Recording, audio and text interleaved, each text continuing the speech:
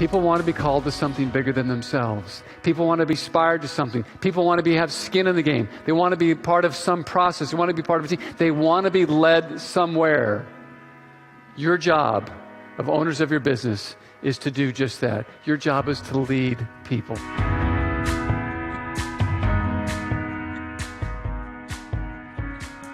Please help me welcome Tom Flick.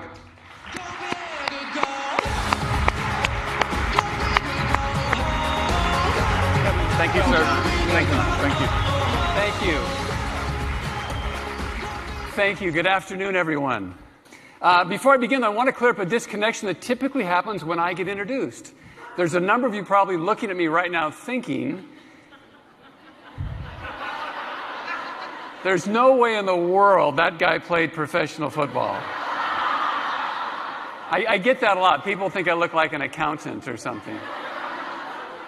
I was flying recently to Hilton Head Island, South Carolina. I was sitting next to a businesswoman, and we kind of engaged in a conversation. She asked what I did. And I told her about my corporate work, and I think she found that kind of interesting. And then she said, well, Tom, have you done this your whole career? And I said, no. You know, before this, I was a football player. She said, oh, really? High school? I said, yeah, I played in high school, also college, and in the NFL right away. Big smile. She goes, you must have been a kicker. Which I don't appreciate at all. And I'll tell you why. I've been knocked out 5 times. I've dislocated my jaw 3 times. I've separated my shoulder. I've broken my ribs, my thumb, my nose, my wrist, and my ankle. But it was fun. I had a great time. I loved it. I just loved it. Listen, we love comfort zones. They're not good or bad, right or wrong. That's just where we fit. And if you don't know this as managers of your law firm practices, let me say something. If you don't, you just keep repeating it.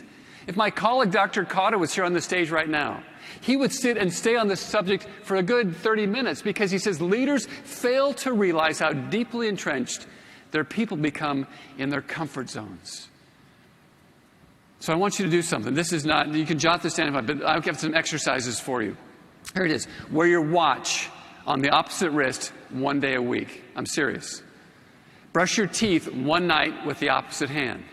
Designate next week when you're back wherever you live that you're going to designate one of those days as a different way to drive to work, and watch what happens. You'll get in your car, buckle yourself in, back out of the driveway, and before you put it into drive, you'll rationalize in your brain why today, the day that you've designated, can't be the day that you drive a different way to work because you have so much work to do. Lastly, try this. Go to bed early one night. Get on your spouse's side of the bed. Watch what happens.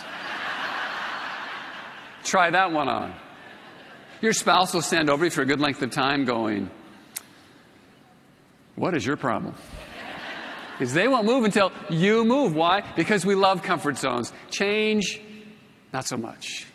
So what's the answer? Where do we go? Liberate us, Tom. Give us a chance to be better at our offices, more efficient, more effective, more truly urgent. Let's go do it.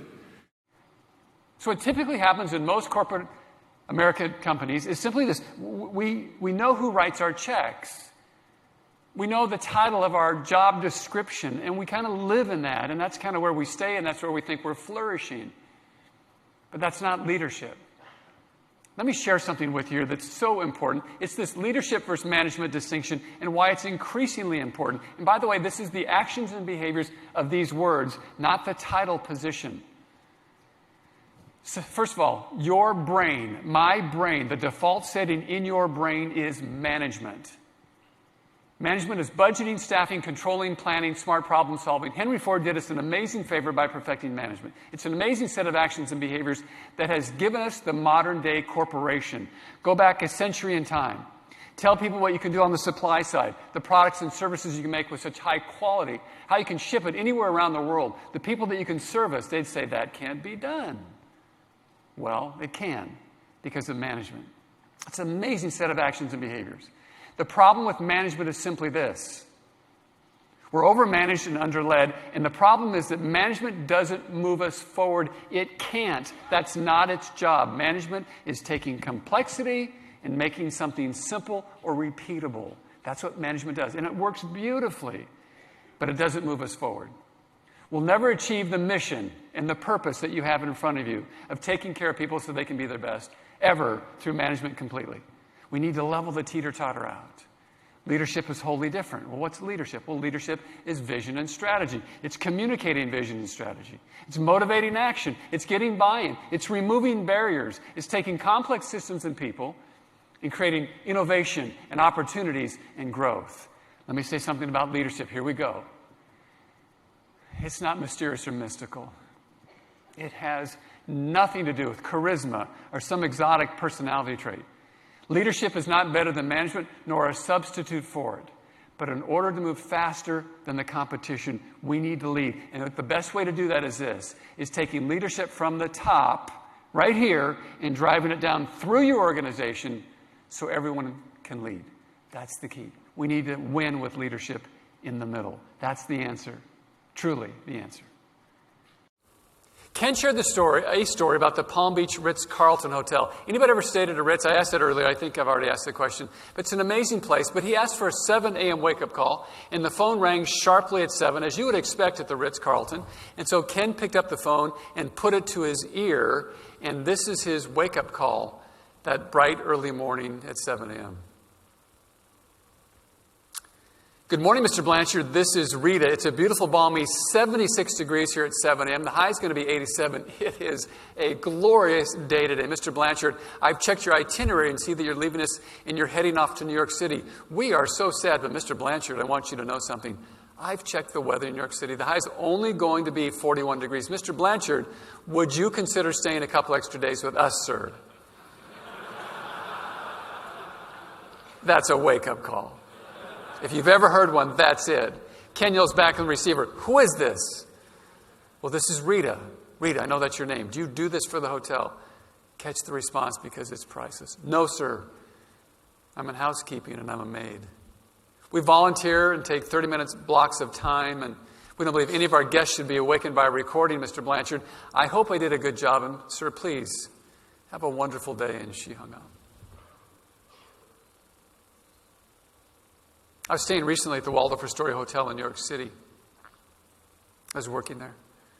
I walked in the door. I said, this is a competitor to the Ritz-Carlton Hotel. It's just high-end amenity hotel. It's got to be. That night, I set for myself a 7 a.m. wake-up call. I'm going to see how they're going to compete against the Ritz. As a matter of fact, I was so excited for my call, I woke up early for it. I want to be alert. So I'm doing push-ups and sit-ups, reading the paper, waiting, pacing for my phone to ring. And it rang sharply at 7, which is a good sign for me. And I pounced on the receiver at 7 o'clock in the morning, put it to my ear, and I got a recording, and they're trying to compete. Really? When Ken said he heard his recording from that housekeeper, he said he threw the sheets off of himself, and he bounced out of bed, he squared his feet and shoulders to the day, and at that moment, he felt inspired by what? Think about it. By a simple 7 a.m. wake-up call from the housekeeper at the Ritz-Carlton Hotel. Changed his whole perspective for the day. Ladies and gentlemen, go and inspire people. Inspire them with your integrity, your hard work, your joyful life, your knowledge, your ability to hold people accountable, to step in the midst of things and say, yeah, we need to do this and speak up because it's so important for us and our organization, to fight for things that are important. Go inspire people. That inspires people. In my great city of Seattle, Washington, an amazing thing happened 12 years ago. 9 kids line up at the 100-yard dash to run a race. All of these kids are physically and mentally disabled. They're not going to run very fast. I just don't see how they can. It's the Seattle Special Olympics. They're all challenged, but I will tell you this. They're going to run with a relish to win. Because West Seattle Stadium is packed full of all the people that love them. Moms, dads, brothers, sisters, grandparents, neighbors, and friends. The place it's electric. And the kids get to the blocks all excitedly. They get settled and situated in the blocks, and all of a sudden the gun sounds, and they burst out of the blocks and begin to sprint. But one little boy, he tumbles and falls and skins a knee and he skins an elbow. And he begins to cry. The other runners are running down the track and they hear him cry, so they all then begin to slow down. And then they all stopped. And then they all looked back. And then they all went back. It's the longest timed 100-yard dash in Special Olympic history. Seriously. It's an official race. No officials come onto the track. They're watching 8 kids go back to the starting blocks. And they get to this boy, and they find leading them is a Down syndrome girl. And she bends down, and she kisses the little boy on top of the head, and they hear her say the words, "This will make it better." And they pick him up and dry his eyes and calm him down and dust him off.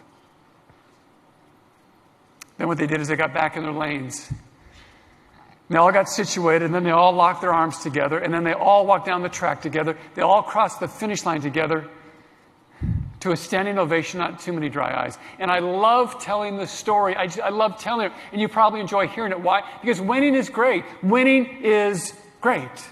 But there's actually something much better than that I've come to understand.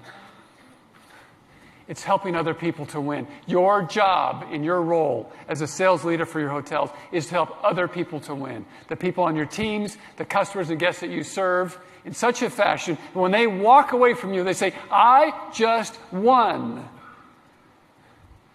because I stayed with you, or I work with you." Thank you for listening to me. God bless and be safe, everybody. So long. Thank you. Thank you.